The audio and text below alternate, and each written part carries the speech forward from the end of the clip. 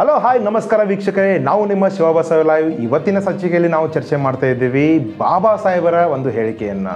ಹೌದು ವೀಕ್ಷಕರೇ, ಇಂದಿಗೆ 100 ವರ್ಷದ ಮುಂಚೆ ಬಹಿಷ್ಕೃತ ಹಿತಕರ್ಣಿ ಸಭೆಯಲ್ಲಿ ಬಾಬಾ ಸಾಹೇಬರು ಹೇಳಿಕೆಯನ್ನು ನೀಡ್ತಾರೆ, ಎಜುಕೇಟ್, ಎಜಿಟೇಟ್ ಆ್ಯಂಡ್ ಆರ್ಗನೈಸ್ ಅಂತ. ಆದರೆ ಈಗಲೂ ಕೂಡ ಆ ಒಂದು ಹೇಳಿಕೆ ಬೇರೆ ರೀತಿಯಲ್ಲಿ ರೂಢಿಯಲ್ಲಿದೆ. ಅದರ ಬಗ್ಗೆ ಒಂದು ಸ್ವಲ್ಪ ಚರ್ಚೆ ಮಾಡೋಣ. ಇವತ್ತು ನಾವು ನಿಪ್ಪಾಣಿಯ ವಿವಿಧೆಡೆಯೆಲ್ಲ ನಾವು ಚರ್ಚೆ ಮಾಡ್ಕೊಂಡು ಬಂದ್ವಿ. ಹಲವಾರು ಕಾಲೇಜ್ಗಳಿಗೆ ತೆರಳಿದ್ವಿ. ಆದರೆ ಅಲ್ಲಿ ಹೇಳಿದಂಥ ವಿಷಯಗಳು ಕೇವಲ ಒಂದೇ ರೀತಿಯಲ್ಲಿ ಇದ್ವು. ಆದರೆ ಸರಿಯಾದ ಮಾಹಿತಿಯನ್ನು ಕೆಲವು ಜನರು ಇವತ್ತು ನಮ್ಮೊಂದಿಗೆ ಹಂಚಿಕೊಂಡಿದ್ದಾರೆ. ಅವರೊಂದಿಗೆ ನಾವು ಚರ್ಚೆ ಮಾಡೋಣ ಬನ್ನಿ. ಕ್ರಮೇಣವಾಗಿ ಅವರಿಗೆ ಭೇಟಿಯಾಗೋಣ ಬನ್ನಿ. ನಮಸ್ಕಾರ ವೀಕ್ಷಕರೇ, ಈ ಒಂದು ಚರ್ಚೆಯಲ್ಲಿ ನಮ್ಮೊಂದಿಗಿದ್ದಾರೆ ಡॉक्टर ND जत्रारकर सर ಅವರ. ನಮ್ಮ ಒಂದು ಚರ್ಚೆಗೆ स्वागत ಮಾಡ್ತೀವಿ. नमस्कार सर. नमस्ते. तर तुम्ही आम्हाला सांगा की बाबासाहेबांनी जे ध्येयवाक्य सांगितलं होतं, तर त्याबद्दल तुम्हाला काय म्हणायचं आहे सर? डॉक्टर बाबासाहेब आंबेडकरांनी 20 जुलै 1924 रोजी बहिष्कृत हितकाणी सभेमध्ये लोकांना जागृत करण्याच्या दृष्टिकोनातून आणि लोकांच्यामध्ये एक स्वाभिमान निर्माण होण्याच्या दृष्टिकोनातून एज्युकेट, एजिटेट अँड ऑर्गनाइज ही 3 सूत्री संकल्पना जी सांगितली. याचा अर्थ असा आहे की बाबासाहेबांनी आपल्या पूर्वायुष्यामध्ये अगदी लहानपणापासून ते मोठी परदेशातून शिक्षण घेऊन येऊन विद्याभ्यास झाल्यानंतर देखील त्यांना जे काय अनुभव आले, त्यांना जी वागणूक मिळाली समाजाकडून, त्यातून त्यांनी एकच निर्धार केला की आपल्या समाजाला जर जागृत व्हायचं असेल, आपल्या समाजाला समतेच्या पातळीवर राहण्याचं असेल, तर त्यांना शिक्षणाशिवाय दुसरा पर्याय नाही. आणि म्हणूनच तुम्ही शिका आणि इतरांना शिकवा ही जी भूमिका बाबासाहेबांनी मांडली की यातून माझा समाज हा जागृत झाला पाहिजे. माझा समाज झोपलेला जो आहे तो उठला पाहिजे. जो उच्च वर्णीयांच्याकडून शोषित झालेला आहे, ज्याला अनेक प्रकारच्या अन्यायांना तोंड द्यावं लागतं आहे, त्यातून तो शहाणा झाला पाहिजे. यासाठी त्यांनी शिक्षणावरती भर दिलेला आहे. आणि दुसरं त्यांनी सांगितलं की एजिटेट. आता एजिटेट याचा अर्थ घेताना लोकांनी तो संघर्ष करा अशा अर्थाने घेतलेला आहे. वास्तवामध्ये एजिटेटचा अर्थ असा होऊ शकतो की तुम्ही चेतवा. याचा अर्थ असा की तुम्ही जे शिक्षण घेतलेलं आहे ते शिक्षण घेतल्यानंतर तुम्ही शहाणे झाला, पण इतरांना शहाणे करण्यासाठी तुम्ही त्यांना जागृत करा. एजिटेटचा अर्थ असा आहे की तुम्ही त्यांना जागृत करा. तुम्ही त्यांना अशा पद्धतीने पेटवा की शिक्षणाशिवाय दुसरा पर्याय नाही. अशा पद्धतीने चेतवा की शिक्षणाशिवाय पर्याय नाही. आणि या दृष्टिकोनातून बाबासाहेबांनी तो शब्द वापरलेला होता. आता आपण त्याचा संघर्षाचा घेतला, पण बऱ्याच वेळेला त्याचा चुकीचा अर्थही होऊ शकतो. आणि त्यामुळं आपल्याला बाबासाहेबांनी जे सांगितलं वास्तवामध्ये की शिकवा, चेतवा आणि ऑर्गनाइज व्हा. बाबासाहेबांनी फार काळाच्या पुढे जाऊन असा विचार केलेला होता की मी ज्या जमातीमध्ये, ज्या समाजामध्ये जन्मलो, माझ्या समाजाला उच्चवर्णीयाकडून जी वागणूक मिळाली, ही वागणूक पाहता तर अमानुष अशा प्रकारची वागणूक, जनावरांना देखील तशा प्रकारची वागणूक दिली जात नाही, त्यापेक्षा ही वागणूक आपल्या समाजाला दिली जाते. मग या समाजाला आपल्याला उठवायला पाहिजे, जागरूक करायला पाहिजे. म्हणून शिक्षणाचा दुसरा पर्याय नाही. बाबासाहेबांना शिक्षणावरती भर का द्यायचा होता? याचं कारण असं की शिक्षणामुळं माणूस शहाणा होतोच होतो, पण त्याचबरोबर त्याच्यामध्ये एक स्वाभिमान निर्माण होतो. याशिवाय शिक्षणातून माणसाला जे एक माणूस पण मिळतं याची त्यांना जाणीव झाली पाहिजे. हाही त्यांचा महत्त्वाचा उद्देश होता. आणि समतेवर आधारित समाज निर्माण व्हायचा असेल, या भारतीय समाज व्यवस्थेमध्ये जी काय विषमता आहे, जी काय उतरंडी आहे जाती व्यवस्थेची, ती जर नष्ट करायची असेल आणि संपूर्ण समाज हा एका पातळीवर राहायचा असेल, तर त्यासाठी शिक्षण हा एकमेव पर्याय आहे. शिक्षणामुळं माणसांना नोकरी करता येते, व्यवसाय करता येतो, आपल्या आर्थिक सुधारणा करता येते. याचबरोबर आपली परिस्थिती सुधारली की आपण आपल्या पुढच्या पिढीला शिक्षण देऊ शकतो. ती पिढी तयार होते. याच पद्धतीनं संपूर्ण समाज हा शिक्षणामुळं शहाणा होऊ शकेल ही एक बाबासाहेबांना निश्चित खात्री होती. आणि म्हणूनच त्यांनी जर पुढच्या पिढीला काळाच्या पुढे जाऊन त्यांनी विचार केला होता की माझी पुढची पिढी ही आज ज्या पद्धतीनं जगत आहे त्यापेक्षा त्यांना चांगलं जगणं हवं असेल तर त्यांना शिक्षणाशिवाय पर्याय नाही. आणि म्हणून बाबासाहेबांनी शिक्षणावरती भर देत असताना असंही सांगितलं की शिक्षणामुळं एकतर समता निर्माण होऊ शकतेच, पण त्याचबरोबर शिक्षणामुळं तुम्हाला राजकीय हक्क मिळू शकतात, तुम्हाला सामाजिक हक्क मिळू शकतात, याचबरोबर वेगवेगळ्या क्षेत्रामध्ये तुम्हाला तुमचं एक व्यक्तिमत्व निर्माण करता येतं. आता राजकारणामध्ये तुम्हाला तुमचा हक्क अधिकार जर प्राप्त झाले तर तुम्हाला लिडरशिप मिळू शकते शिक्षणामुळं. आणि लिडरशिप मिळाल्यानंतर तुम्हाला ज्या पद्धतीचं नेतृत्व करायचं आहे समाजाचं ते करण्यासाठी तुम्हाला एक चांगली ताकद प्राप्त होते, तुम्हाला एक विचार चांगला मिळतो की जेणेकरून त्या विचाराच्या आधारे तुम्ही तुमच्या समाजामध्ये जाऊन एक चांगल्या प्रकारचा संदेश देऊ शकता, चांगल्या प्रकारचा विचार देऊ शकता, चांगल्या प्रकारचं मार्गदर्शन करू शकता. आणि म्हणूनच बाबासाहेबांनी शिक्षणावरती भर दिलं. बाबासाहेबांनी शिक्षण हे महत्त्वाचं मानत असताना त्यांना संपूर्ण समाज व्यवस्था ही कशा पद्धतीनं सुधारली जाईल, त्याच्यामध्ये कशा पद्धतीनं समपातळी निर्माण होईल हाही त्यांचा महत्त्वाचा उद्देश होता. आणि म्हणूनच त्यांनी अतिशय तळमळीने सांगितलेलं आहे. बाबासाहेबांनी फक्त त्या बहिष्कृत हितकाणी सभेची स्थापना केली, काहीतरी बोलायला पाहिजे म्हणून नाही बोलले. बाबासाहेबांनी फार दूरचा विचार केला होता. आणि म्हणूनच त्यांनी या 3 गोष्टींच्यावरती भर दिला की तुम्ही शिकले पाहिजे, तुम्ही शिकवलं पाहिजे, शिकण्यासाठी इतरांना तुम्ही जागृत केलं पाहिजे, इतरांना तुम्ही जागृत केलं पाहिजे. आणि हे करत असताना आपला जो समाज वेगवेगळ्या छोट्या मोठ्या समूहामध्ये गटांच्यामध्ये विभागलेला आहे हा फार मोठा आपल्या समाजाला धोका असणार आहे. कारण आजचं चित्र जे आहे की आपला महारवाडा किंवा दलित वस्ती ही गावाच्या बाहेर आहे, तुम्हाला गावामध्ये यायला प्रवेश नाही, हे त्यावेळेचं चित्र होतं ते. आणि हे बाबासाहेबांनी ओळखून आपल्या समाजामध्ये जर का एक ताकद निर्माण व्हायची असेल, सामाजिक ताकद निर्माण असेल, आपल्या समाजाला काहीतरी भवितव्य निर्माण करायचं असेल तर त्यासाठी आपण संघटित झालं पाहिजे. आणि हे संघटित होत असताना एकमेकाच्या बद्दलचा दुस्वास, द्वेष किंवा एकमेकांना हिणवणं या ज्या गोष्टी आहेत किंवा मी मोठा तू लहान ही जी भावना ही सगळी दूर झाली पाहिजे. यासाठी बाबांनी सांगितलं की तुम्ही आता संघटित झाला पाहिजे. आणि संघटित झाला तरच तुम्हाला समाजामध्ये काहीतरी अस्तित्व प्राप्त होणार आहे. याचा अर्थ असा नाही की संघटित व्हा आणि संघर्ष करा कोणाबरोबर आहे असं अजिबात नाही, ही संकल्पनाच नाही त्यामध्ये. नाही, माझा प्रश्न हेच होता तोपर्यंत तुम्ही आतापर्यंत बोलत होता म्हणून मी तुम्हाला फुल स्टॉप देऊ नये म्हणून मी काही बोललो नाही. तर हे जे पुस्तकांमध्ये इवन कन्नड आणि मराठी दोन्हीमध्ये, कन्नडमध्ये आम्ही शिक्षण संघटने होराटा असं 3 शब्द मी वापरतो, तर मराठीमध्ये पण शिका, संघटित व्हा आणि संघर्ष करा. सिलेबसमध्ये किंवा कुठं पण जे राजकारणी भाषणांमध्ये वापरतात, कुठल्याही गाण्यांमध्ये वापरतात, तर ते शिका, संघटित व्हा आणि संघर्ष करा असंच त्यांनी वापरले जातात. तर तुम्ही हे मिनिंग तसं नाहीये असं म्हणताय, तर मग हे सिलेबसमध्ये कोणी आणलं असं तुम्हाला काय म्हणजे म्हणायचं आहे का? कोणी आणलं आणि त्याचा हा जो वेगळा अर्थ घेतला गेला हेजिटेटचा, प्रत्यक्षात आपण जर पाहिलं मुद्दामून घेतला असं तुम्हाला म्हणायचं आहे का? मुद्दामून घेतला असं मी म्हणणार नाही, पण तो हेजिटेट हा जो शब्द आहे याचा वापर करत असताना त्याचा कोणत्या अर्थानं तो वापरला गेलेला आहे. बाबासाहेबांना त्या हेजिटेटचा अर्थ किंवा त्याचा जो अर्थ हवा होता किंवा जो त्यांनी जो त्याचा अर्थ लावला वजन, तो शब्द कोणत्या पद्धतीनं समाजानं किंवा नेत्यांनी स्वीकारलाय याच्यावरती बरंचसं अवलंबून आहे.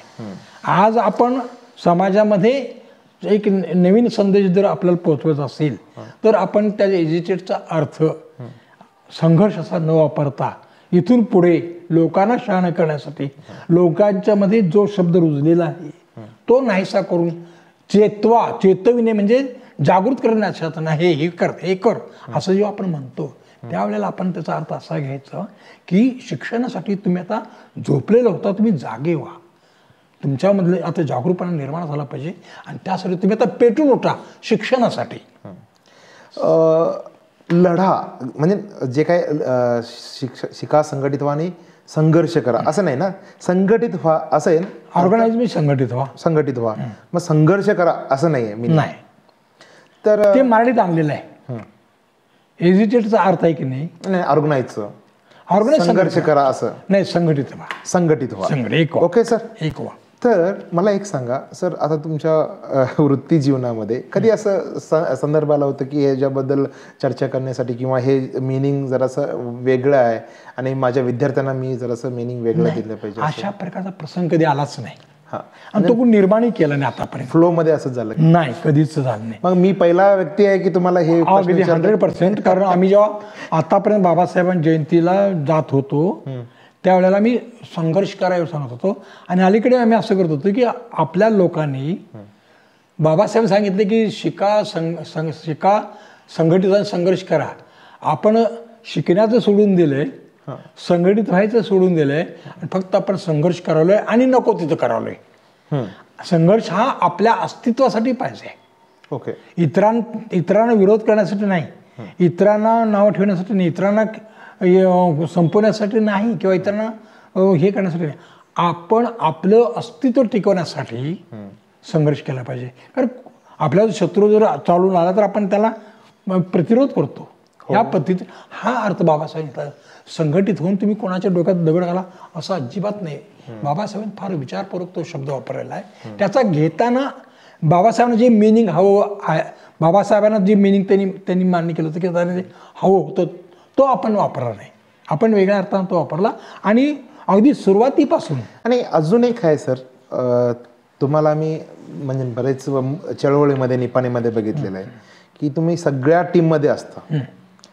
बरेच गट आहेत, दलित गट, तर तुम्ही सगळ्यांमध्ये असता हे आम्ही बघितलं. आणि त्याचं कौतुकही आम्हाला वाटतं की तुम्ही कुठलं एकच टीममध्ये न जाता दलित सगळ्या टीममध्ये तुम्ही जाताय.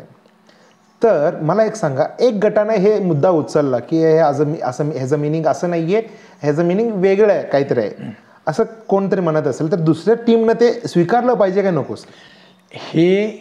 हा जो आता विचार नवीन निर्माण होऊ पाहतोय किंवा झालेला आहे, याच्या संदर्भात आपण सामोपचारानं एक चर्चासत्र आयोजित केलं पाहिजे. त्याची गरजही नाही मला वाटते. चर्चासत्राची गरजही नाही. तो आहे ना, नवीन तो आहे आणि त्याचा अर्थ सौम्य आहे. सीन कसं आहे सर की आता जे रूढीला आलेलं आहे, जे सिलेबसमध्ये म्हणा किंवा स्पष्ट बोलताना आता भाषणामध्ये ते नेते लोक किंवा प्रोफेसर, विद्यार्थी भाषण करताना शिका, संघटित वा संघर्ष करत, परंतु जे इंग्लिश मिडियमचे आहेत ते फक्त काय करतात, एज्युकेट, एज्युटेट अँड ऑर्गनाइज असंच त्यांनी बोलतात.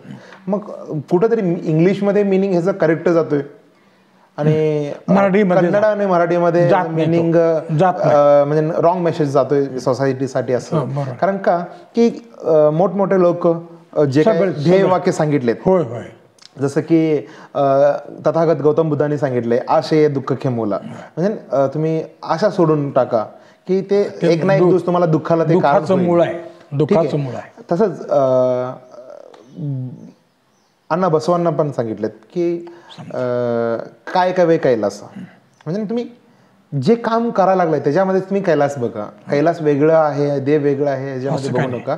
तुम्ही कामामध्ये जे देव बघा आणि त्यालाच तुम्ही कैलास म्हणा, त्यांनी सांगितलं. म्हणजे काय, हे दोनच, काय कवे कैलासा असे दुःख के मुला, म्हणजे हे एक एवढंच लाईन बरेच लोकांचं जीवन बदलतात, सोसायटी बदलतात. मग बाबासाहेबांनी पण ह्याच उद्देशानं सांगितलं होतं की एज्युकेट, एज्युटेट अँड ऑर्गनाइज. तर ह्याचं रॉंग मेसेज जे काय सोसायटीला गेलं ना, त्याच्यामुळे त्यांचं ते ध्येय उद्देश जे काय होतं ते कुठंतरी अधुरा राहिलंय असं मला वाटतंय. म्हणून मी तुम्हाला विचारतो, आपण असं करू शकतो. आपण आपल्या संपूर्ण जे गट तट आहेत हे सगळं विसरून एक समाज म्हणून आपण जेव्हा एकत्र येऊन याच्यावर चर्चा करू, त्यावेळेला आपण असं करता येते, महाराष्ट्र शासनाला आणि कर्नाटक शासनाला नाही, पूर्णपणे गव्हर्नमेंट ऑफ इंडिया ते झालं नाही, हे आपले प्राथमिक देश आणि वरती केंद्राला याच्या संदर्भातलं एक चांगलं निवेदन तयार करून सर्व पक्षीय, सर्व गटाचे, सर्व समाजाचे मिळून आपण त्याच्याबद्दल एक निवेदन देऊ शकतो. आणि हा शब्द हा आम्हाला चुकीचा किंवा तीव्र वाटतोय, त्याची तीव्रता ज्या जाणवते, त्यामुळं अरे बाबा हे संघटित आमच्या विरुद्ध भांडायला येणार आहेत, संघर्षाला उभे राहण्यात, असा नाही आहे त्याचा सौम्यार्थ.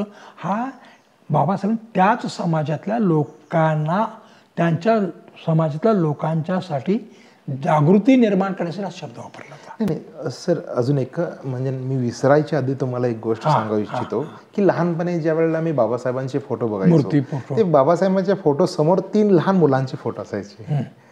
तर एकाच्या वरती ते कॉन्व्होकेशनसाठी जे काही टोपे वापरतात ते होतं, म्हणजे ते काय इंडिकेट करत होतं की शिका. इकडं एक बलिष्ठ हे केलेलं होतं म्हणजे हां, आणि पलीकडच्या ह्याच्यामध्ये मशाल घेऊन होतं, तुम्ही लढाच. तेच सर तो लढा हा अर्थ एज्युटेडसाठी वापरलाय. हां, ते सिम्बॉल आहे की नाही, मग ते आधी पाहिजे होतं, ते एज्युटेडसाठी पाहिजे. तर आमचे वीक्षक किंवा समाज आणि आमचे भारतीय सगळे लीडर नागरिक नागरिक सगळेजण कन्फ्यूज होणे, असं शेवटला एक वाक्य तुम्ही सांगा सर, तर आम्ही हे चर्चा इथंच थांबूया. माझं असं मत आहे की या बाबासाहेबांनी जे शब्द वापरले, एज्युकेट, एज्युटेट अँड ऑर्गनाइज, या संदर्भातील जो शब्द एज्युटेट वापरलेला आहे इंग्रजीमध्ये, त्याचा अर्थ चेतवा अशा अर्थानं वापरला आहे. असा होऊ शकतो की जेणेकरून शिक्षणासाठी चेतवा, शिक्षणाचा प्रसार करा, त्यासाठी तुम्ही झटा, त्यासाठी तुम्ही तयार व्हा, अशा अर्थानं तो वापरला आहे. आणि आतापर्यंत हा शब्द एज्युटेटसाठी संघर्ष असा वापरला गेला आहे. तो चुकीचा आहे असं मी म्हणणार नाही, पण आजच्या परिस्थितीमध्ये त्या शब्दाच्या ऐवजी एज्युटेटच्यासाठी चेतवा हा शब्द वापरणं अधिक संयुक्त ठरू शकेल. यासाठी आपण आपल्या सर्व समाजातील लोकांनी आणि जे कोणी बाबासाहेब प्रेमी आहेत, बाबासाहेबांच्यावर प्रेम करणार आहेत आणि एकंदरीत समाजामध्ये समता प्रस्थापित करण्यासाठी जे लोक, जे नेते काम करत आहेत, त्या सर्वांनी एकत्रित येऊन या शब्दाच्या संदर्भातलं निवेदन हे केंद्र सरकार, महाराष्ट्र शासन आणि कर्नाटक सरकारला देण्यात यावं, की जेणेकरून समाजामध्ये कुठल्याही प्रकारचा दुजाभाव, समाज कुठल्याही प्रकारचं विषमता, समाज कोणत्याही प्रकारचे या शब्दासंदर्भातला गैरअर्थ निर्माण होऊ नये. त्याचा अर्थ एक समता प्रस्थापित करण्याच्यासाठी शिक्षणावर कसा भर देता येईल आणि सामाजिक जागृती कशी होईल, यासाठी तो बाबासाहेबांनी वापरला आहे. एवढंच मी तुम्हाला सांगू शकतो. यातून कुठल्याही प्रकारचा गैरअर्थ कोणी काढू नये, याच्यावर सामोपचारानं चर्चा करण्यासाठी आपल्याला संधी आहे की जेणेकरून त्याची आपल्याला तीव्रता कमी करता येईल. हो सर, खूप चांगली माहिती मिळाली, कारण की आज मी निपाणीभर बरेच विद्यालयामध्ये गेलो होतो आणि विद्यार्थ्यांना भेटलो आणि बरेच लोकांना मी भेटलो. ते व्हिडिओ मी आता दाखवू शकत नाही, कारण की त्यांचं काय समाजासाठी एक वेगळं होईल किंवा त्यांना ते राग येईल. परंतु सगळे मॅक्झिमम म्हणजे एकही व्यक्ती असं नाही की शिका, संघटित व्हा आणि संघर्ष करा हे 3 शब्द सोडून दुसरं कोण सांगितलं नाही. तर परंतु मी मला एक चांगला अर्थ सांगितला सर, तर त्यामुळं मी आणि चर्चेला इथं पुढं गेलो, म्हणून तुम्ही चांगली माहिती दिला सर. तर तो आतापर्यंत तुम्ही माहिती दिल्याबद्दल आणि आमच्या प्रेक्षकांसाठी एक चांगला संदेश आणि जो पेंडिंग राहिला होता, कारण का की हे जे ध्येय वाक्य आहे ते लोकांपर्यंत पोहोचलं पाहिजे आणि आजपर्यंत ते पोहोचलं होतं, परंतु रॉंग मेथडनं पोहोचलं होतं. म्हणून मी तुम्हाला धन्यवाद सांगतो आणि असंच आम्ही अनेकदा भेटूया सर. नमस्कार. नमस्ते.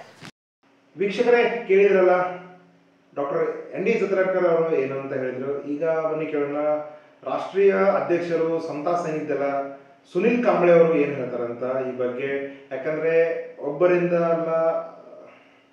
ಯಾಕಂದ್ರೆ ಹಲವಾರು ಜನರಿಂದ ಸಂಗ್ರಹಣೆ ಮಾಡಿದಂಥ ಮಾಹಿತಿನ ನಿಮ್ಮ ಮುಂದೆ ಇಡ್ತಾ ಇದ್ದೀವಿ. ಈ ಬಗ್ಗೆ ಹಲವಾರು ಚರ್ಚೆಗಳನ್ನ ಇವರೊಂದಿಗೆ ನಾವು ಮಾಡಿದ್ದೀವಿ ಈಗಾಗಲೇ. ಈಗ ಆನ್ ಕ್ಯಾಮ್ರಾ ನಾವು ಚರ್ಚೆ ಮಾಡ್ತಾ ಇದ್ದೀವಿ. ಇವತ್ತಿನ ಚರ್ಚೆಯಲ್ಲಿ ಸುನಿಲ್ ಕಾಂಬ್ಳೆ ಅವರು ನಮ್ಗೆ ಹೇಳ್ತಾ ಇದ್ದಾರೆ, ಎಜುಕೇಟ್, ಎಜಿಟೇಟ್ ಅಂಡ್ ಆರ್ಗನೈಸ್, ಇದರ ಸರಿಯಾದ ಅರ್ಥ ಏನಂತ ಇದೆ. ಆಮೇಲೆ 1924 ಜುಲೈ 20ರಂದು ಸಭೆಯಲ್ಲಿ ಬಾಬಾ ಸಾಹೇಬರು ಏನು ಹೇಳಿದ್ರು ಅಂತ. नमस्कार सर. नमस्कार. तर आम्ही पहिल्यांदा मराठीमध्ये बोलूया, नंतर तुम्ही कन्नडमध्ये सांगा. बाबासाहेबांचं मूळ ध्येय वाक्य काय होतं? बाबासाहेबांचं मूळ जे वाक्य आहे ते वाक्य आहे शिकवा, चेतवा आणि संघटित करा. तर आजपर्यंत मी जे काही ऐकत आलेलं आहे किंवा सिलेबसमध्ये आम्ही बघितले, तुम्ही सिलेबसमध्ये बघितलंय, त्याच्यामध्ये फक्त शिका, संघटित व्हा आणि संघर्ष करा असंच आहे. तर तुम्ही हे वेगळं कसं काय शिका चेतवा आणि संघटित व्हा हे कसं सांगायला हवं तुम्ही? याच्या पाठीमागे पार्श्वभूमी अशी आहे. बाबासाहेबांनी 20 जुलै 1924ला या दिवशी मुंबई मुक्कामी बहिष्कृत हितकारी सभेची मीटिंग घेतली होती आणि त्या मीटिंगमध्ये एक ठराव पास केला होता आणि त्या ठरावाच्या नुसार बाबासाहेब काय म्हणतात की माणसाचं जीवन जे आहे हे असमानतेनं विभागलेलं आहे आणि याला जर तुम्ही संतुलित करायचं असेल तर आपल्याला एक अजेंडा घेऊन पुढे गेला पाहिजे. त्या दृष्टिकोनातून मी तुम्हाला ब्रीदवाक्य देत आहे. हे ब्रीदवाक्य असं आहे, एज्युकेट, एज्युटेट अँड ऑर्गनाइज. हे वाक्य बरोबर 100 वर्षापूर्वी बाबासाहेबांनी हे आपल्याला बहाल केलेलं आहे. ह्याच्यावर भूमिका अशी आहे की एखादा बुद्धिजीवी माणूस, जागतिक लेवलचा विद्वान माणूस हा कधीही एकेरी शब्दानं कोणालाही विचारू शकत नाही. शिका हा शब्द एकेरी आहे. ह्याच्या पाठीमागं ही ढोबळ कल्पना आहे. शिका ज्यावेळी डॉक्टर बाबासाहेब आंबेडकरांकडे पाहिलं जातं त्यावेळी बाबासाहेबांच्या विचारातून एक विचार पुढे होतो. तो कोणता? तर बाबासाहेबांनी ओव्हरऑल त्यांच्या जीवनामध्ये त्या आयडिओलॉजी कुठली मांडली असेल तर ती आहे प्रिग्मॅटिक रिअलिझम नावाची आयडिओलॉजी मांडलेली आहे. फारच बुद्धिजीवी लोकांना याविषयी माहिती नाही आहे. तर एज्युकेट, एज्युकेट अँड ऑर्गनाइज हे बाबासाहेबांनी का सांगितलं? कारण हे जे सेंटेन्स आहेत, हे जे घोषवाक्य आहे, हे मानवाच्या जीवनाशी मुळाशी कुठेतरी अटॅचमेंट आहे. आणि बाबासाहेबांचं जे काही तत्वज्ञान आहे हे तत्वज्ञान व्यवहारवादी बाह्यत्ववाद याच्याशी निगडीत आहे आणि याच्याशी कुठेतरी सुसंगत होऊन माझा समाज, माझा देश या जगामध्ये कुठेतरी मोठ्या प्रमाणात पादाग्रत व्हावा, प्रगती करावी या उद्देशाने बाबासाहेबांनी ते वाक्य त्यावेळी आपल्याला बहाल केलं. हे बाबासाहेबांनी कुठं म्हटलेलं आहे? तर बाबासाहेबांचं व्हॉल्यूम 17 आहे, पार्ट 1, पेज नंबर 388. याच्यावरती बाबासाहेबांनी असं म्हटलेलं आहे की एज्युकेट, एज्युटेट अँड ऑर्गनाइज. आता एज्युकेट याचा अर्थ बाबासाहेब सांगत असताना काय म्हणतात की एज्युकेट द पीपल. तुम्ही शिका अगर नका शिका, मात्र तुम्ही लोकांना शिकवा. टू एज्युकेट द पीपल हा बाबासाहेबांचा मेन मोठा होता. शिका अगर ना शिका हे काय? म्हणजे कसं की ज्यावेळी माणसाचा जन्म होतो त्यावेळी माणसाची जी काही जीवनाचा जो काही प्रवाह आहे तो प्रवाह वैयक्तिक नसता सार्वजनिकसाठी आहे. म्हणजे मी पेक्षा आम्ही या शब्द बाबासाहेबांना जास्त प्रिय होता. म्हणून वैयक्तिक प्रगतीपेक्षा सामाजिक किंवा दुसऱ्याची प्रगती करणं हे बाबासाहेबांच्या जीवनातून महत्वाचं. आणि भारतीय घटनेच्या प्रियांबलमध्ये we the people of India असंच बाबासाहेबांनी सुरुवात केली. म्हणजे बाबासाहेबांनी जे काही तत्वज्ञान मांडलेलं आहे ते मगाशी म्हटल्याप्रमाणे बाह्यत्ववादी व्यवहारवाद अशा प्रकारची भूमिका बाबासाहेबांनी घेतली. आणि बाबासाहेब इथं थांबले नाही, तर व्हॅल्यूम 17ला त्यांनी एज्युकेट, एज्युटेट ऑर्गनाइज म्हटलं आणि व्हॅल्यूम 20 मध्ये त्यांनी त्याचं मराठीमध्ये रूपांतरित केलं आहे, शिकवा, चेतवा आणि संघटित करा. हे महाराष्ट्र सरकारने छापलेलं आहे. महाराष्ट्र सरकारने छापलेलं आहे. मग बाबासाहेबांचं हे वाक्य 1924चं वाक्य होतं. त्या वाक्याला आम्ही आहे तसं स्वीकारला पाहिजे होतं. मात्र बाबासाहेबांच्या निवारणानंतर म्हणजे 1960-64 नंतर त्या वाक्याला काही ढोबळ मनाने काही जे काही संघटना आहेत त्या संघटनेने काय केलं की ते शिका, संघटित व्हा, संघर्ष करा अशा प्रकारचे ते वाक्य बाबासाहेबांच्या तोंडी घातलं आणि ते संपूर्ण भारतामध्ये प्रसार करण्याचं काम केलं. आणि बाबासाहेबांच्या विचारावरती किंवा त्या वाक्यावरती प्रतिबंध एक प्रकारचे. मग असं असताना आपण बाबासाहेबांच्या विचारांचे वारसदार म्हणतोय, बाबासाहेबांचे अन्याय म्हणतोय. मग बाबासाहेबांचं ऐकायचं की त्या संघटनेने दिलेल्या वाक्याला आपण पुढे घेऊन जायचं. ही बाबासाहेबांच्या अन्यायांची जे बुद्धिजीवी म्हणतात त्या लोकांची नैतिक जबाबदारी होती. त्याच्यावरती त्यांनी प्रहार करायला पाहिजे होता. पण तो आता 100 वर्षापासून झालेला नाहीये. मला एक गोष्ट कळत नाहीये की शिका, संघटित व्हा, संघर्ष करा ह्या वाक्यामध्ये काय अडचण काय आहे? मग नाही, कसं आहे पहा की तुम्ही जर ज्यावेळी विचार करता या वाक्याकडे शिका, संघटित व्हा, संघर्ष करा. शिका जो काही शब्द आहे तो शब्द आहे लर्न. इंग्रजीमध्ये त्याला लर्न असं म्हणतात. लर्न म्हणत असताना लर्न हा एक वैयक्तिक भाग झाला. शिका, वैयक्तिक शिकणं झालं. हा माणसाच्या जीवनाचा मेन उद्देश नाहीये. तर बाबासाहेब म्हणतात की एज्युकेट म्हणजे शिकवा, असा त्याचा अर्थ. आता शिका, संघटित व्हा. संघटित व्हा ही जी कन्सेप्ट आहे, ही कन्सेप्ट जरी संघटित कन्सेप्ट जरी लोकमान्य असली तरी महत्वाचा मुद्दा काय, माणूस केव्हा संघटित होतो आणि दुसरी शब्द कुठला आहे की संघर्ष करा. संघर्ष कधी करतो त्याचा सिक्वेन्स हा बाबासाहेबांच्या मताप्रमाणे नाही. मग तुम्ही मला एक सांगा, आता शिका, संघटित व्हा आणि संघर्ष करा, ह्याच्यामुळं समाजाला नुकसान काय होणार आहे? नुकसान काय होणार आहे म्हणजे की ह्याच्यामध्ये एक महत्वाची भूमिका त्या बुद्धिजीवांनी मांडली नाहीये. किंवा जे 19च्या सगळ्या संस्थेचं त्या संघटनेचं नाव होते बामसेफने ही संघटना त्या भारतामध्ये रुजू केली आहे 1967 नंतर. तर बामसेफनी जी काही भूमिका मांडली त्या भूमिकेमध्ये त्यांची मनशा काय होती, जी इच्छा काय होती त्यांनी ती मांडली नाही आहे. मात्र आम्ही ज्यावेळी रिपब्लिकन्स विचारवंत ज्यावेळी त्या उद्देशाकडे बघतोय त्यावेळी ते ढोबळ मांडणी घेतली त्यांनी.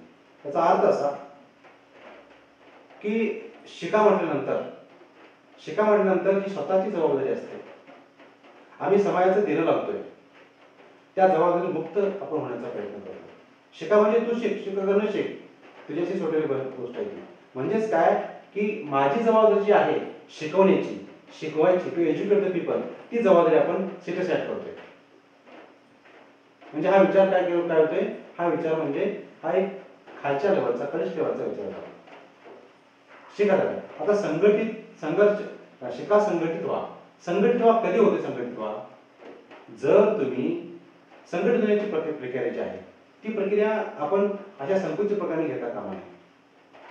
संघटित होण्यासाठी काय व्हायला लागतंय, तर संघटित होण्यासाठी तुम्हाला पहिल्यांदा तुमच्या मनामध्ये जे काय अन्याय अत्याचार होतात त्याच्या विरुद्ध तुमच्या मनामध्ये चेतवण्याची, आंदोलित होण्याची भावना निर्माण झाली पाहिजे. आणि आंदोलित माणूस कधी होतोय तर स्वतः पहिला एज्युकेट झाला पाहिजे. संघटित व्हा ही तोडकी भूमिका आहे. याच्यामध्ये सामाजिक हित जे आहे. बर, तर ह्या कॉन्सेप्टसाठी ह्याच्या आधी कधी आवाज उठलं होतं का? कोणी आवाज उठवलं होते का? नाही, ह्याच्याबद्दल कोणीही आवाज आतापर्यंत उठलेला नाही. जेणेकरून महाराष्ट्रामध्ये मोठ्या प्रमाणात याच्यामध्ये प्रत्येक वर्षी या अशा प्रकारचे कार्यक्रम घेऊन फक्त माध्यमाच्या माध्यमातून ते मांडण्याचा प्रयत्न करतात. नाही, आता मी मगाशी ND जत्राटकर सरांना मी विचारल्यानंतर ते बोलत असं म्हणाले की आम्ही कर्नाटक सरकारला आणि महाराष्ट्र सरकारला आम्ही एक निवेदन देऊ की ते असं हे ऑफिशियली अनाउन्समेंट करावं, असं त्यांचं म्हणणं होतं. तर ते पण सिनियर्स आहेत, प्रोफेसर आहेत, MA PhD केलेले आहेत. तर त्यांचं म्हणणं असं होतं. आणि ह्या आधी तुम्ही असं कधी केलंच नाही का? नाही, ह्याच्या पाठीमागं याच्या अगोदर देखील जे रिपोर्टिंग विचारवंत आहेत रमेश जीवने सर. रमेश जीवने सरांनी ह्याच्याबद्दल बराच प्रयत्न केलेला आहे. पण ते मीडियाच्या माध्यमातून भारतभर पसरण्यासाठी ते तितके कमी पडले. त्याचा प्रयत्न भरपूर आहे की अनेक महत्वाची भूमिका रमेश जीवने हे जे रिपब्लिक विचारवंत आहेत त्यांनी त्यांच्या जीवनामध्ये एक महत्वाची भूमिका घेतली होती. आणि ती भूमिका अशी होती की महाराष्ट्र सरकारने फक्त 22 व्हॉल्यूम्सच छापलेले आहेत. मात्र ऍक्च्युली बघायला गेलं तर बाबासाहेबांनी स्वतः जीवनामध्ये 179 व्हॉल्यूम्स छापलेले आहेत. व्हॉल्यूमचं मटेरियल त्यांच्याकडे आहे. आणि ते प्रकाशित व्हावं म्हणून यवतमाळ ते नागपूर ते मुंबई इथं पण त्यांनी मोर्चा काढला होता रिपब्लिकन आंदोलनाच्या माध्यमातून. म्हणजे असे विचारवंत होऊन गेले. त्यांनी देखील ह्या वाक्यासाठी बाबासाहेबांकडे निवेदन केलं होतं की हे जे वाक्य आहे, शिका, संघटन, संघर्ष करा, हे बाबासाहेबांचं नाही आहे, तर शिकवा, चेतवा आणि संघटित करा, हेच वाक्य तुम्ही छापलं पाहिजे. मात्र काही राजकारणाच्या आडून काही कृती घडली आणि त्या आंदोलनाला रमेश जीवनाला पाठवले लागला. सांगा, हे असं हे वाक्य बदलण्यामध्ये त्यांचा काय उद्देश असणार आहे आणि नुकसान काय होणार आहे? त्यांचा काय उद्देश असणार आहे तसलं? नाही, कसं आहे बघा की तुम्ही म्हणताय ते बरोबर आहे. मात्र या ठिकाणी एक गोष्ट महत्वाची आहे की बुद्धांचं एक कोटेशन आहे. बुद्ध काय म्हणतात, जो इंसान सत्य को सत्य कहता है और असत्य असत्य कहता है उसी को ही समदृष्टि प्राप्त होती है. जो इंसान सत्य को सत्य कहता है और असत्य को असत्य कहता है उसी को ही समदृष्टि प्राप्त होती है. हे कौशल यांनी पाली भाषेचं हिंदीमध्ये केलेलं आहे बुद्धांच्या कोटेशन प्रमाणे. मग हे जे आहे ते बाबासाहेबांनी सत्यावर दाखवण्याचे प्रयत्न केलेला आहे. काय की जे सत्य आहे ते सत्य म्हणूनच सांगितलं पाहिजे. आणि बाबासाहेबांनी जे घेतलेले आहे, जी काही आयडिओलॉजी घेतलेली आहे विचार तो नैसर्गिक आहे आणि नैसर्गिक बाबीला आपण मान्यता दिलीच पाहिजे. बाबासाहेबांनी दिलेले जे वाक्य आहे ते नैसर्गिक आहे, जीवनाशी निगडीत आहे माणसाच्या. म्हणून बाबासाहेबांनी ते एज्युकेट एज्युकेट अँड ऑर्गनाइज हे सेंटेन्स आपल्या इतिहासात उद्दिष्टाचं वाटतं. आपण त्या वाक्यापासून भरकटतोय. आपण बाबासाहेबांच्या पेक्षा बुद्धिजीवी नाहीये, जागतिक लेवलची विद्वान आहे. ज्या ज्यावेळी या भारत देशामध्ये जगामध्ये ज्या ज्यावेळी डिबेट्स होतात त्यावेळी फॉरेन पॉलिसीबद्दल जर बोलायचं झालं तर बाबासाहेबांचा रेफरन्स जागतिक लेवलची विद्वान देतो. मग अशा महामानवाच्या आपण त्या सेंटेन्सला आपण सेटिसाईड करतोय, प्रतिकांती करतोय. हे कुठला रिपब्लिकन विचारवंत किंवा कुठला बाबासाहेबांचा अनुयायी सहन करेल? तर मग एवढं दिवस तुम्ही कसं काय सहन केलं हे गोष्ट? नाही, कसं आहे बघा की ह्या हे केलं नाही, या गोष्टीला ही गोष्ट समाजासाठी आम्हाला काही स्टेशनमधून जावं लागतं. आम्हाला काही स्टेजेसमधून जावं लागतं. काही पायऱ्या आहेत त्याच्या. त्या पायऱ्यातून जात असताना जे काही सत्यासत्य आहे ते समजण्यासाठी आकलन शक्ती किंवा बुद्ध्यांक वाढवणं गरजेचं आहे. आणि आम्ही जो रिपब्लिकन विचारवंत नावाची काही एक रिपब्लिकन परिवार आहे, त्या परिवाराचा उद्देश आहे की बाबासाहेबांच्या त्या सत्यासत्य वाक्यापर्यंत सत्यासत्य विचारापर्यंत जाण्याचा प्रयत्न केला जातो. मग तो प्रश्नाच्या माध्यमातून असो किंवा परिसंवादाच्या माध्यमातून असो, म्हणजे अशा ह्या माध्यमातून आपण बाबासाहेबांच्या विचारापर्यंत पोहोचू शकतो. मग ती स्टेप आम्ही सुरू केली. त्यातून आम्हाला हे समजलं की बाबा बाबासाहेबांनी अशा प्रकारे सांगितलं आणि असंच आपण केलं पाहिजे.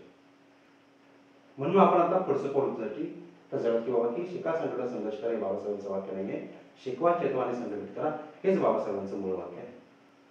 कसं आहे की तुमच्या चॅनलच्या माध्यमातून मी संपूर्ण भारतीय जनतेला सांगू इच्छितोय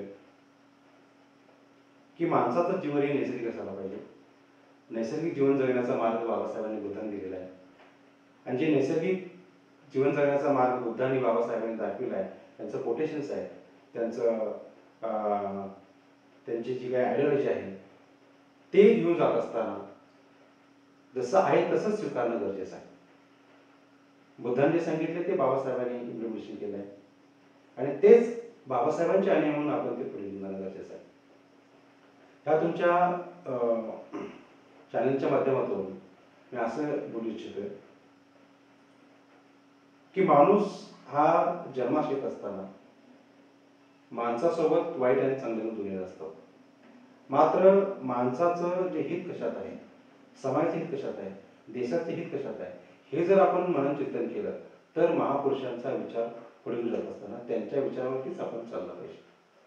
ಈ ನಿಮ್ಮ ಚಾನೆಲ್ ವತಿಯಿಂದ ಆಗಲಿ ನಮ್ಗೆ ಎರಡು ಶಿಕ್ಷಣ ಸಂಘಟನೆ ಹೋರಾಟ ಕನ್ನಡದಲ್ಲೂ ಅದ ಟ್ರಾನ್ಸ್ಲೇಟೆಡ್ ಆಯಿತು. ಎಜುಕೇಟ್ ಎಜುಟೇಟ್ ಆರ್ಗನೈಸ್ ಶಿಕ್ಷಣ ಸಂಘಟನೆ ಹೋರಾಟ ಅಂತಲೇ ಐತಿ. ಅದನ್ನೊಂದು ಸ್ವಲ್ಪ ನೀವು ತಿಳಿಸ್ಕೊಡ್ರಿ. ಏನಿದೆ ಇದರಲ್ಲಿ ಮೊಟ್ಟ ಮೊದಲಾಗಿ ನಾವು ಇಂಗ್ಲೀಷ್ದಿಂದ ನೋಡಬೇಕಾದ್ರೆ ಇಂಗ್ಲೀಷಲ್ಲಿ ಅಂಬೇಡ್ಕರ್ ಅಂತಾರು ಎಜುಕೇಟ್ ಅಂತಾರೆ. ಎಜುಕೇಟ್ ಈ ಶಬ್ದವನ್ನು ಯಾವುದೇ ಡಿಕ್ಷನರಿ ನೋಡಿದರೆ ಅಥವಾ ಶಿಕ್ಷಣ ಅಂತ ಆಗಲ್ಲ. ಶಿಕ್ಷಣ ಅಂತ ಆಗಲ್ಲ, ಯಾವುದು ನೋಡಿ ನೀವು ಕಲಿಸಿರಿ ಅಂತ ಆಗುತ್ತೆ. ಕಲಿಸಿರಿ ಅಂತ ಆಗುತ್ತೆ. ಅದ ನಂತರ ಎಜುಕೇಟೆಡ್ ಇಷ್ಟಂದ್ರೆ ಏನಪ್ಪ, ಇಷ್ಟಂದ್ರೆ ಅದು ಸಂಘರ್ಷ ಮಾಡಂತ ಆಗಲ್ಲ, ಇಲ್ಲ ಸಂಘಟಿತ ಆಗಂತ ಆಗಲ್ಲ. ಆದರೆ ನಿಮ್ಮ ಒಳಗೆ ಇದ್ದಂಥ ಅನ್ಯಾಯ ಏನಾಗುತ್ತದೆ ನಮ್ಮ ಸಮಾಜದಲ್ಲಿ ಆಗಲಿ ನಮ್ಮ ದೇಶದಲ್ಲಿ ಆಗಲಿ ಇಲ್ಲ ಅದು ನಮ್ಮ ಒಬ್ಬ ಸಹೋದರ ಆಗಲಿ ಅವ್ರ ಮೇಲೆ ಏನು ಅನ್ಯಾಯ ಆಗುತ್ತದೆ ಅದರ ಬಗ್ಗೆ ನಿಮ್ಮ ಮನಸ್ಸಿನಲ್ಲಿ ಒಂದು ಪ್ರತಿಕ್ರಾಂತಿ ಮಾಡಬೇಕು, ಪ್ರತಿಪ್ರಹಾರ ಮಾಡಬೇಕು. ಈ ಉದ್ದೇಶದಿಂದ ನಿಮ್ಮ ಮೈಂಡ್ ಓನ್ಲಿ ಪ್ರಮೋಟ್ ಆಗಬೇಕು, ಇಂಟೆಲಿಜೆನ್ಸ್ ಆಗಬೇಕು. ಅದಕ್ಕಾಗಿ ಎಜುಕೇಟ್ ಅಂತ ಶಬ್ದ ಬಾಬಾಸಾಹೇಬ್ ಕೊಟ್ಟಿದ್ದಾರೆ. ಇದರ ನಂತರ ಎಜುಕೇಟ್ ಆದ ನಂತರ ಮನಸ್ಸಿನಲ್ಲಿ ಏನು ಬರುತ್ತೆ, ಇದಕ್ಕಾಗಿ ನಾವು ಒಬ್ಬರಿಂದ ಅದು ಸಾಧ್ಯ ಇಲ್ಲ. ಆದರೆ ನಮಗೆ ಸಾಕಷ್ಟು ಜನರು ಒಟ್ಟಾಗಿ ಕೂಡಿದ್ರೆ ಅದೊಂದು ಆರ್ಗನೈಸ್ ಆಗುತ್ತೆ, ಅಥವಾ ಆರ್ಗನೈಸಿಂದ ಯಾವುದೇ ಕೆಲಸಕ್ಕೆ ನಮಗೆ ಯಶಸ್ಸು ಸಿಗುತ್ತೆ. ಅದಕ್ಕಾಗಿ ಆರ್ಗನೈಸ್ ಆದರೆ ಅದರ ಮುಂದೆ ಡಾಕ್ಟರ್ ಅಂಬೇಡ್ಕರ್ ಅಂತಾರು ಆರ್ಗನೈಸ್ ಆಗಿ ಬಿಡಬೇಡಿ, ಅಥವಾ ಒಂದು ಇನ್ಸ್ಟಿಟ್ಯೂಷನ್ ಕಟ್ಟಿರಿ, ಇನ್ಸ್ಟಿಟ್ಯೂಷನ್ ಕೂಡ ಕಟ್ಟಿರಿ, ಅದರ ನಂತರ ನಿಮಗೆ ಯಶಸ್ಸು ಸಿಗುತ್ತೆ ಮತ್ತು ಆ ವಿಚಾರವನ್ನು ನಾವು ಮುಂದೆ ತಗೊಂಡು ಹೋಗಬೇಕು. ಅದಕ್ಕಾಗಿ ಈ ನಿಮ್ಮ ಚಾನೆಲ್ ವತಿಯಿಂದ ನಾನು ಇಲ್ಲಿನ ಎಲ್ಲ ಭಾರತೀಯರಿಗೆ ಮತ್ತು ಎಲ್ಲ ಕರ್ನಾಟಕದ ಜನರಿಗೆ ಹೇಳ್ತೇನೆ, ನಮ್ಮ ಜೀವನದಲ್ಲಿ ನಮ್ಮ ಗುರಿಗಳಾಗಲಿ ನಮಗೆ ಯಶಸ್ಸು ಸಿಗಬೇಕಾದ್ರೆ ನಾವು महामानवर ಹೇಳಿದಂತೆ नडीಬೇಕು. अनेकदा असल्या अनेक मुद्द्यांवरती तुमच्यासोबत आम्ही चर्चा करू. तर आतापर्यंत तुम्ही आम्हाला बरेच माहिती दिलात, त्याबद्दल मी मनपूर्वक आभारी आहे. नमस्कार. ಕೇಳಿದ್ರಲ್ಲ ವೀಕ್ಷಕರೇ, ರಾಷ್ಟ್ರೀಯ ಅಧ್ಯಕ್ಷರು ಸಂತಾ ಸೈನಿಕ ದಳ ಸುನಿಲ್ ಕಾಂಬ್ಳೆ ಅವರು ಏನು ಹೇಳಿದ್ರಂತ. ಬನ್ನಿ ನೀವನ್ನ ನಮ್ಮ ನಿವೃತ್ತ ಪ್ರೊಫೆಸರ್ ಆದಂಥ JD ಕಾಂಬ್ಳೆ ಸರ್ ಅವರು ಏನು ಹೇಳ್ತಾರೆ, ಅವರೊಂದಿಗೆ ಇದ್ದಾರೆ ನ್ಯಾಯವಾದಿ ಅವಿನಾಶ್ ಕಟ್ಟಿ ಅವರು. ಅವ್ರು ಏನೇನು ಚರ್ಚೆ ಮಾಡ್ತಾ ಇದ್ದಾರೆ, ಈ ಒಂದು ಹೆಲ್ದಿ ಚರ್ಚೆಯಿಂದ ಏನೇನ ಹೊರಗಡೆ ಬರುತ್ತೆ ಅಂತ ನೋಡೋಣ. हे प्राध्यापक JD कांबळे देवचंद कॉलेजमध्ये समाजशास्त्र हा विषय शिकवत होते. आता ते रिटायर झालेले आहेत. तरी अत्यंत अभ्यासू, बाबासाहेबांच्याबद्दल अभ्यास केलेले एक चांगले वक्ते, त्याचप्रमाणे एक प्रखर आंबेडकरवादी म्हणून ह्यांची ओळख या भागामध्ये आहे. फार चांगलं एक्सप्लेनेशन करतात, विवेचन करतात. ते प्राध्यापकच असल्यामुळं विवेचन करण्यामध्ये ते फार चांगले आहेत. काय माझी ओळख, मी ॲडव्होकेट अविनाश कट्टी नेपानी रिपब्लिकन पार्टीमध्येच काम करतो. म्हणजे ज्यावेळेपासून पॉलिटिक्स जॉईन केलं त्यावेळेपासून रिपब्लिकन पक्षातच काम करतो आणि पक्का आंबेडकरवादी आहे. आता 20/7/1924ला डॉक्टर बाबासाहेब आंबेडकरांनी बहिष्कृत हितकारणीची स्थापना केली. आणि त्यावेळेस त्यांनी असं म्हटलं की म्हणजे एज्युकेट, ॲजिटेट आणि ऑर्गनाईज. पण नंतर ते शिका, संघटित व्हा आणि संघर्ष करा असं झालं. मग नेमकं एज्युकेट, ॲजिटेट आणि ऑर्गनाईज की अगोदर म्हणजे शिका आणि संघटित व्हा आणि संघर्ष करा ह्याच्यावर फक्त थोडं हे झालेलं आहे. ते फारच टेक्निकल होते. मला वाटतं सर म्हणजे अगदी वर्ड टू वर्ड त्याचा अर्थ घेऊन त्या पद्धतीनं असं न करता सर चांगल्या पद्धतीनं एक्सप्लेन करतील. ते काय की प्राध्यापक असल्यामुळं आणि सोशॉलॉजीचेच प्राध्यापक असल्यामुळं आणि बाबासाहेबांच्याबद्दल त्यांचा गाढा अभ्यास असल्यामुळं ते व्यवस्थित हे म्हणजे एज्युकेट, एजिटेट अँड ऑर्गनाईज. आता थोडा असा गोंधळ निर्माण झाला आहे की हे बरोबर की ते बरोबर काय, त्याच्यामुळं त्याच्याबद्दल थोडं एक्सप्लेनेशन चर्चा करून करायचं आहे. सर सांगा काय. शिका, संघटित व्हा आणि संघर्ष करा हे मराठीमध्ये केलेलं भाषांतर आहे. मूळ जो हे सुभाषित आहे किंवा महाविचार आहे तो एज्युकेट, एजिटेट अँड ऑर्गनाईज असा आहे. एज्युकेशनमध्ये जेव्हा लोक सुबुद्ध होतात, जेव्हा लोक शहाणे होतात, जेव्हा लोकांना स्वतःच्या हक्काची आणि कर्तव्याची जाणीव निर्माण होते, तेव्हा असा समूह हा एज्युकेटेड समूहच असतो. आणि जोपर्यंत तो शिकत नाही तोपर्यंत त्याला स्वतःच्या हक्काची, स्वतःच्या कर्तव्याची आणि आपणाला काय नेमकं हवं आहे आणि कोणत्या दिशेनं गेल्यानंतर ते आपणाला प्राप्त होऊ शकतं याचं ज्ञान होऊ शकत नाही. आणि म्हणून बाबासाहेब म्हणतात की प्रारंभी शिका. शिकलेला मनुष्य जेव्हा गुलामगिरीच्या विरोधात, अन्यायाच्या विरोधात चिडून उठतो आणि समाजाला चेतवतो. आणि समाज एकदा चेतला गेला, पण त्याचं चेतन हे कसं पाहिजे, शिक्षणावर आधारित पाहिजे. त्याच्या पाठीमागं शहाणपणाची भूमिका आहे, विवेकाची भूमिका आहे, नेमकं आपणाला माणूस म्हणून काय हवं आहे ही भूमिका त्याच्यामध्ये आहे. आणि म्हणून सुरुवातीला एज्युकेशन याला महत्त्व देण्यात आलेलं आहे. आणि असा शिकला सवरलेला मनुष्य ज्या वेळेला बाबासाहेब दुसऱ्या ठिकाणी म्हणतात गुलामाला गुलामगिरीची जाणीव करून द्या म्हणजे तो बंड करून उठेल. आता गुलामाला गुलामगिरीची जाणीव करून द्या हा चेतवण्याचा भाग आहे. जे गुलामीमध्ये जगतात त्यांना जर गुलामीची जाणीव झाली नाही, हा जो अवेअरनेस आहे हा अवेअरनेस कशातून येणार तर शिक्षणातून येणार. आणि हा अवेअरनेस ज्या वेळेला भावनिक पातळीवर एका चेतवला जातो त्यावेळेला त्याचं चळवळीमध्ये रूपांतर होतं. पण ही चळवळ कशी असली पाहिजे, ही चळवळ संघटित असली पाहिजे, ही चळवळ संघटनेला पोषक असली पाहिजे, समाज बांधणीला पोषक असली पाहिजे. तेव्हा शिका, चेतवा आणि संघटित व्हा ही एक प्रक्रिया आहे. यातली यातला प्रत्येक भाग हा इंटरडिपेंडंट आहे. शिकण्यापासून चेतवणं वेगळं करता येत नाही, चेतवण्यापासून संघटन वेगळं करता येत नाही, संघटनापासून चेतवणं वेगळं करता येत नाही आणि चेतवण्यापासून शिकणं वेगळं करता येत नाही. म्हणून ह्या तिन्ही शब्दातून जो एक कॉमन ज्ञान होतं ते प्रक्रियेचं ज्ञान होतं. कशा प्रक्रियेतून गेल्यानंतर आपण प्रबुद्ध होऊ, गुलामगिरीतून मुक्त होऊ आणि माणसासारखं जीवन आपणाला प्राप्त करून घेऊ, हा आशय ह्या महावाक्यामध्ये आहे. बरोबर आहे की. म्हणजे आता कसं आता जर पुस्तकी ह्याच्यामध्ये जेव्हा वापर करतात, शिका, संघटित व्हा आणि संघर्ष करा. आमचे लोक शिकले काय, संघटन म्हणजे काय व्हायला लागले अलीकडं की मी आणि माझ्याबरोबर आहे ते संघटन, आणि संघर्ष करा म्हणजे आपापल्यात संघर्ष करायचं चाललेलं आहे. म्हणजे आंबेडकरांचा मूळ हेतू जो आहे का नाही तोच मुळात सामाजिक दृष्टीने हे केलेला हेतूचा मुळात सफल होईना झालेला आहे. बरोबर. त्याच्यामुळं कॉमन कॉजसाठी सगळ्यांनी मिळून एकत्र येऊन संघर्ष करणं आणि ऑर्गनाईज होणं हे फार महत्त्वाचं आहे. ते राहिलं बाजूला, पण सगळं चाललं जे समाजाचे आता सगळेच पुढारी झालेत. म्हणजे आंबेडकरांच्या काळामध्ये बाबासाहेब हे नेते होते, बाकीचे सगळे त्यांचे फॉलोअर होते. आता सगळेच बाबासाहेब झालेत आणि त्याच्यामुळे फॉलोअर्स नाही, प्रत्येकाला वाटतं मी म्हणतो ते बरोबर, हे कुठंतरी चुका लागले आणि ते समाजाच्या दृष्टीनं अत्यंत घातक आहे. बरोबर, अगदी बरोबर.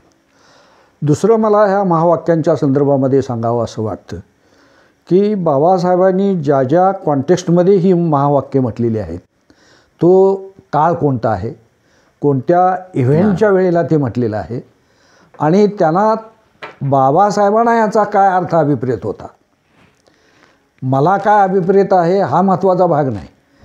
त्या सगळ्या महावाक्यामध्ये बाबासाहेबांना काय अर्थ अभिप्रेत होता हे प्रतिभेच्या जोरावर जर आपल्याला समजलं नाही तर आपण कदाचित चुकीचा अर्थ लावण्याची शक्यता आहे.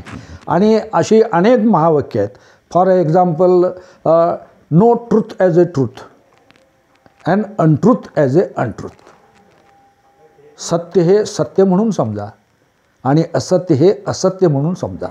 बुद्धिस्ट फिलॉसॉफीमधून आलेलं हे महावाक्य आहे. आता हे महावाक्य जर आपल्याला समजलं नाही तर सत्याच्या मार्गावरून जाणं हे आपणाला शक्य होणार नाही. खोटं काय आहे, सत्य काय आहे ह्याचा जर विवेक आपल्याला कळला नाही तर इथं विवेकवाद महत्त्वाचा, रॅशनॅलिटी महत्त्वाची. तर हा विवेकवाद आपल्याला जोपासता आला पाहिजे, विकसित करता आला पाहिजे. हे महावाक्याच्या संदर्भामध्ये अतिशय महत्त्वाचं आहे. बाबासाहेबांनी दुसरं एक म्हटलं की समाजात राहून राजकारण करण्यापेक्षा समाजासाठी राजकारण करा. पण आज आपण बघतोय प्रत्येकजण उठतोय समाजात राहून राजकारण करतोय बाबासाहेबांचं नाव घेऊन, पण समाजासाठी राजकारण करताना कोणी दिसत नाही. जो तो आपल्यासाठी बाबासाहेबांचं नाव घेऊन समाजात राहून राज करताना दिसतं. हे अत्यंत चुकीच्या दिशेनं चाललेले नेते मंडळ आहेत. तिसरं एक बाबासाहेबांनी असं म्हटलं की आजच्या संदर्भात मी सांगतो की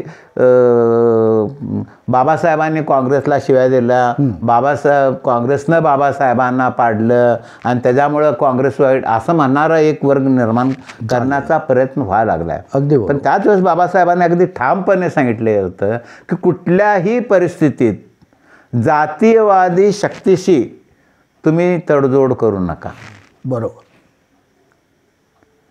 आणि ते सगळं सोडतात की आजच्या संदर्भात मग ते कसं करतात की आपल्याला फायदा आहे, मग काँग्रेसला दिल्यावर फायदा आहे तर काँग्रेसला शिवाय द्या, BJPला शिवाय दिल्यावर फायदा आहे, तर हेच चाललेलं आहे. म्हणजे नेमकं समाजासाठी राजकारण करताना आपल्याला काय करायला पाहिजे हेच सगळे विसरलेले आहेत. आपल्यासमोर फार प्रश्न आहेत. आपल्यासमोर सगळ्यात महत्त्वाचे प्रश्न म्हणजे एज्युकेशनचे आहेत. घटनेनं दिलेले अधिकार आज सगळे काढून घ्यायची प्रक्रिया चालू झालेली आहे. जे म्हणजे 700-800 रुपये वर्षाला म्हणजे 8वीपर्यंत जे काय मिळत होती ती पण स्कॉलरशिप द्यायचं बंद झालं. मुद्दा म्हणून सरकारी शाळा बंद पाडायचा प्रयत्न झालं आहे. प्रायव्हेट शाळेमध्ये ॲडमिशन घ्यायला भाग पाडण्याची परिस्थिती निर्माण करण्यात यायला लागल्या. ह्याच्यामुळं बाबासाहेबांनी जे सांगितलं होतं की शिका तेच मुळात ह्या लेवलला आता कट व्हायचं झालं. मग आता आपल्याला काय नेमकं करायला पाहिजे की शिक्षणासाठी म्हणून फ्री शिक्षण या देशामध्ये प्रत्येकाला मिळायला पाहिजे. शिक्षणात कसं आहे, शिक्षणामधून संपत्ती निर्माण होती आणि ती संपत्ती देशाची संपत्ती असते. सर एक हुशार प्राध्यापक आहेत, ते त्यांच्या घराची संपत्ती नाहीत, ते समाजाची संपत्ती आहेत, ते देशाची संपत्ती आहेत. APJ अब्दुल कलाम हे काय त्यांच्या घरची संपत्ती होती, ते देशाची संपत्ती. म्हणून शिक्षणामधून जी काय संपत्ती निर्माण होती ती देशाची संपत्ती असते. आणि म्हणून मग देशाची संपत्ती निर्माण करण्यासाठी जो शिकणारा आहे त्याच्या आईबापांनी खर्च करणं हे अयोग्य आहे. कारण आता जगामध्ये अनेक देश आहेत जे आपल्या नागरिकांना मोफतचं शिक्षण देतात, कारण त्यांना शिक्षणाचं महत्त्व माहीत आहे. इथं काय करायला लागले की इथं सगळी सामाजिक प्रक्रिया अशी चालली की म्हणजे राजकीय प्रक्रिया अशी चाललेली आहे की गरिबांना दलितांना शिकताच येऊ नये. शिकलेच तर फार तर 10वीपर्यंतचं मोफत शिक्षण आणि मग तुम्ही सेंटरिंगच्या कामाला जावा नाहीतर MIDCमध्ये जावा, ही जी प्रक्रिया चालू झालेली आहे ह्या अगदी ठरवून त्यांना अभिप्रेत असलेल्या गोष्टी आज चाललेल्या आहेत. हा एक भाग झाला. प्रगती करण्यासाठी आपल्याला काय पाहिजे, नोकरीची गरज आहे, ज्याच्यामध्ये एम्प्लॉयमेंट जनरेशन. घटनेनं त्यासाठी ह्या लोकांची जर प्रगती व्हायची झाली, सामाजिक आर्थिक जर प्रगती व्हायची झाली तर नोकरीची गरज आहे, ज्याच्यामध्ये अर्थार्जन होऊ शकते. आणि त्याच्यासाठी ह्या सगळ्या घटकांना SC ST OBCना नोकरीमध्ये रिझर्वेशन ठेवलं. पण आज काय चाललं आहे, रिझर्वेशन काढले नाहीत, पण ज्या क्षेत्रामध्ये नोकरीमध्ये रिझर्वेशन होतं ते प्रायव्हेट केलं आणि प्रायव्हेटायझेशनमध्ये रिझर्वेशनची कुठलीही तरतूद नाही.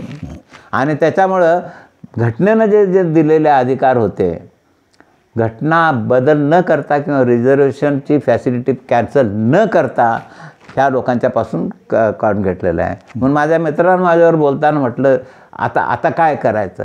अरे म्हटलं चांगलं झालं, म्हटलं आपण असं करू, एक आता असं या देशामध्ये ॲजिटेशन चालू व्हायला पाहिजे. OBC SC ST किंवा ज्यांना रिझर्वेशनला पात्र आहेत अशा सगळ्यांनी असं एक ॲजिटेशन चालू करायला पाहिजे की प्रायव्हेटायझेशनमध्ये आम्हाला रिझर्वेशन द्या, प्रायव्हेटायझेशनमध्ये रिझर्वेशन द्या. हे जर आपण ॲजिटेशन केलं आणि ते सक्सेसफुल केलं, नोकरीमध्ये वाढ होणार आहे. आणि त्यासाठी अशा पद्धतीचं म्हणजे कसं जे वाईट घडवायचा प्रयत्न करतात त्यातनं कसं चांगलं निर्माण करायचं, हे असं म्हणजे ह्याचा विचार करणार आमच्या JD सरांच्यासारखी जी लोकं आहेत यांनी थोडं असल्या ॲजिटेशनमध्ये पुढं आम्ही आहे राजकारणीच आहे, आमचं काय प्रश्नच नाही, आम्ही त्याच्यासाठीच आहे. आम्हाला म्हणजे आजपर्यंत आंबेडकरी विचारापासून आम्ही काय ढळलो नाही. सर तर ढळलेच नाहीत, आम्ही राजकारणात असून ढळलो नाही काय. तर हे सगळे हे करायचं, समाजाचं जर उत्कर्ष करायचं असेल, डेव्हलपमेंट करायचं असेल तर पहिली गोष्ट शिक्षण, दुसरी गोष्ट अर्थार्जन म्हणजे नोकरी, आणि मग हे ज्यावेळेस दोन्ही मिळतात त्यावेळेस समता हे दोन्हीच्या हातात हात घालून चालणारी गोष्ट आहे. समता आपोआप म्हणजे येत जाते, कालांतरानं ते पूर्णपणे येते. सामाजिक समता तशीच मिळत नाही, ती एक प्रक्रिया आहे. हे ती प्रक्रिया आहे. आणि ती प्रक्रिया होत असताना जर तुम्ही एज्युकेटेड असाल, तुमचं आर्थिक स्तर उंचावलेलं असेल नोकरीच्या माध्यमातून किंवा कशा तर माध्यमातून, मग सामाजिक समता यायला पण वेळ लागत नाही. ही प्रक्रिया आहे. सरांनी म्हटलं ते चांगल्या शब्दात सांगू शकतात, मला तेवढ्या चांगल्या सांगता येत नाही, एवढंच आहे. आणि शिका संघटित व्हा. छेडछाड झाली काय मुद्दा त्याच्यात काही पर्पजली छेडछाड झालेली आहे असं मला वाटत नाही. कारण तिन्हीही शब्दांचा जो मराठी अर्थ आहे तो इंग्रजीमध्ये जो आहे त्याचंच ते मराठी रूपांतर आहे. एका भाषेतून दुसऱ्या भाषेमध्ये भाषांतर करत असताना मूळ जी भाषा असते ती जशीच्या तशी भाषांतरित कुठल्याही भाषेमध्ये त्याचं भाषांतर करता येत नाही. आणि म्हणून त्याच्यात एक प्रकारचा सुस्पष्ट अर्थ यावा या दृष्टीने तो शिका, संघटित व्हा, संघर्ष करा, हे सामान्य माणसांच्यापर्यंत सुद्धा पोचावं, हा त्याच्या पाठीमागचा हेतू. आणि रिदम आहे नाही, एज्युकेट, ॲजिटेट हा आणि ऑर्गनाइज. शिका, संघटित व्हा आणि संघर्ष करा, हा रिदम पण हा एक रिझमचाही भाग आहे.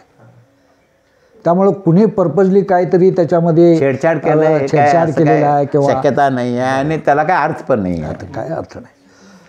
दुसरं साहेबांनी जे आता सांगितलं म्हणजे व्यापक अर्थानं मला असं वाटतं की आज जी देशामध्ये सगळ्याच अंगानं अनार्किक कंडिशन आपणाला जी वाटते याचं बाबासाहेबांनी अतिशय चांगल्या पद्धतीनं विश्लेषण केलेलं आहे. ते काय म्हणतात की जोपर्यंत राजकीय लोकशाहीचं रूपांतर सामाजिक आणि आर्थिक लोकशाहीमध्ये होत नाही, बरोबर आहे, तोपर्यंत देशामध्ये समतेचं, स्वातंत्र्याचं आणि बंधुत्वाचं राज्य अस्तित्वात येणं ही अशक्यप्राय अशा प्रकारची गोष्ट आहे. मानवी जीवनाची सामाजिक, आर्थिक आणि राजकीय ही तिन्ही अंग गुणात्मकदृष्ट्या अत्यंत महत्त्वाची आहेत. प्रत्येक आस्पेक्टला समान गुण आहे. राजकीय लोकशाहीला समान गुण आहे, सामाजिक लोकशाहीला समान गुण आहे आणि आर्थिक लोकशाहीला समान गुण आहे. ज्या वेळेला सामाजिक लोकशाही आणि आर्थिक लोकशाही वजा करून केवळ राजकीय लोकशाहीवर जोर दिला जातो त्यावेळेला एक प्रकारची सामाजिक आणि आर्थिक पोकळी निर्माण होते. आणि ह्या सामाजिक पोकळीमध्ये धर्मवाद वाढतो, जातीवाद वाढतो, माणसामाणसातील दरी वाढते आणि त्यामुळं एका सामाजिक लोकशाही ह्या देशाला तारण्यासाठी आजच्या कालावधीमध्ये अत्यंत महत्त्वाचा भाग आहे.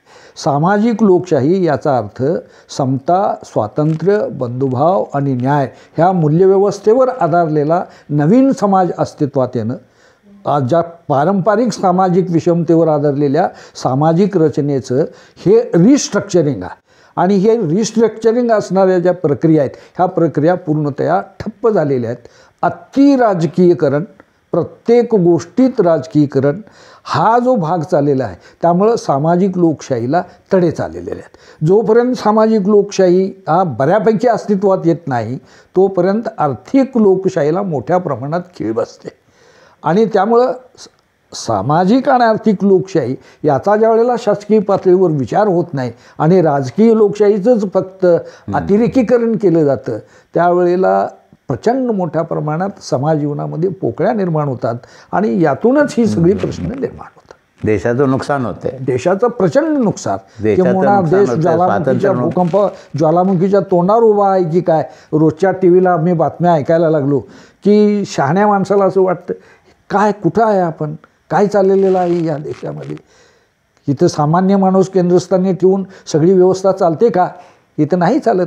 या देशातला जो इकॉनॉमिक इलीट आहे, पॉलिटिकल इलीट आहे आणि सोशल इलीट आहे, याच्याभोवती ही सगळी व्यवस्था फिरते आहे.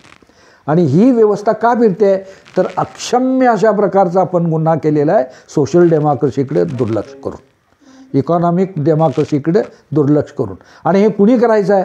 सत्ता रचनेमधल्या लोकांनी याची सुरुवात करावी लागते. जे पॉवर स्ट्रक्चरमधले आहेत. सर्वसामान्य माणूस काय करतो? तो काय रोजच्या रोजीरोटीचा प्रश्न सोडवणार का सतत येऊन रस्त्यावर भांडणं करत बसणार? त्यामुळे सत्ता रचनेतील लोक अगोदर शहाणे झाले पाहिजेत, प्रबुद्ध झाले पाहिजेत, त्यांना व्हिजन असलं पाहिजे, भविष्यकाळ देशाचा दिसला पाहिजे. आणि म्हणून जेवढ्या लवकर आपण सामाजिक समतेचा, सामाजिक लोकशाहीच्या दिशेनं पावलं उचलू, आर्थिक लोकशाहीच्या दिशेनं पावलं उचलू, त्यावेळेला इथे एक टोटल डेमोक्रेसी अस्तित्वात येईल आणि त्या टोटल डेमोक्रेसीमध्ये सर्वांना अर्थपूर्ण जीवन जगण्याची संधी प्राप्त होईल. हा जो बाबासाहेबांचा विचार आहे, हा विचार जर आपण स्वीकारला नाही, केवळ बाबासाहेब सांगतात म्हणून जातीवादाच्या दृष्टिकोनातून या तत्त्वज्ञानाकडे जर बघितलं तर आधुनिकीकरणाच्या प्रक्रियेमध्ये फक्त आधुनिकीकरण कशाचं होईल? आर्थिक आधुनिकीकरण होईल, पण सामाजिक आणि सांस्कृतिकीकरण हे जर पारंपरिककरण राहिलं तर जो मध्ये गॅप निर्माण होतो त्यामध्ये माणूस पशुप्रवृत्तीकडे जायला लागतो आणि त्यातून मग जातवाद वाढतो, धर्मवाद वाढतो, वंशवाद वाढतो, भाषावाद वाढतो. सगळे वाद हे सामाजिक आणि आर्थिक लोकशाहीच्या पोकळीतून येतात, हे आपण समजून घेतलं. थोडा असा प्रश्न निर्माण झाला होता की बाबासाहेबांनी असं म्हटलं आहे की एज्युकेट, ॲजिटेट अँड ऑर्गनाईज असं म्हटलं आहे, पण आम्हाला प्रत्येक ठिकाणी असं मराठीमध्ये वाचायला मिळतं की शिका, संघटित व्हा आणि संघर्ष करा. हे मुद्दाम कोणतं काय घडवून आणायला लागलं काय? अशा पद्धतीनं डिस्टॉर्ट करण्याच्या दृष्टीनं काय करायला लागलं काय? तसं कुठल्याही प्रकारचं काय झालेलं नाही आहे. त्याच्यामध्ये रिझम आहे, एज्युकेट, ॲजिटेट अँड ऑर्गनाईज, ह्याच्यामध्ये पण रिझम आहे. शिका, संघटित व्हा आणि संघर्ष करा. कुठला म्हणजे हे नाही आहे, म्हणजे बाबासाहेबांनी मूळ सांगितलं त्यात डिस्टॉर्ट करण्याच्या दृष्टीनं काय झालेलं नाही आहे. बरोबर. त्याच्यामुळं आशयाला ज्यावेळेला तडा जातो, त्या महावाक्याच्या आशयाला तडा जाईल असा ज्यावेळेला अर्थ काढला जातो त्याला म्हणायचं डिस्टॉर्शन. ह्या दोन्हीही महावाक्यामध्ये अर्थ सारखा आहे, त्यामुळे डिस्टॉर्शन काय होतं आहे असं आम्हाला वाटत नाही. Thank you. ಓಕೆ. ಕೇಳಿದ್ರಲ್ಲ ವೀಕ್ಷಕರೇ, ಎಷ್ಟೊಂದು ಚರ್ಚೆಯನ್ನು ಮಾಡಿದ ನಂತರ ನಮಗೆ ಬಂದಂಥ ಮಾಹಿತಿ ಹಾಗೂ ನಾವು ಇಲ್ಲಿವರೆಗೆ ರೂಢಿಯಲ್ಲಿಟ್ಕೊಂಡಂಥ ವಿಷಯಗಳು ತಪ್ಪಾಗಿದ್ವಾ ಸರಿಯಾಗಿದ್ವಾ ಅಂತ ಇದ್ರ ಬಗ್ಗೆ ನೀವೇ ಕಮೆಂಟ್ ಮಾಡಿ ನಮಗೆ ತಿಳಿಸಿ. ಇನ್ನಷ್ಟು ಹಲವಾರು ವಿಷಯಗಳ ಬಗ್ಗೆ, ಕುತೂಹಲಕಾರಿ ವಿಷಯಗಳ ಬಗ್ಗೆ ನಾವು ಚರ್ಚೆ ಮಾಡೋಣ. ಅದಕ್ಕೋಸ್ಕರ ನೀವು ನೋಡ್ತಾ ಇರಿ ಶಿವಬಸವ ಲೈವ್. ನಮ್ಮ ಚಾನಲನ್ನು ಸಬ್ಸ್ಕ್ರೈಬ್ ಮಾಡಿ, ಶೇರ್ ಮಾಡಿ, ಲೈಕ್ ಮಾಡಿ. ನಮಸ್ಕಾರ.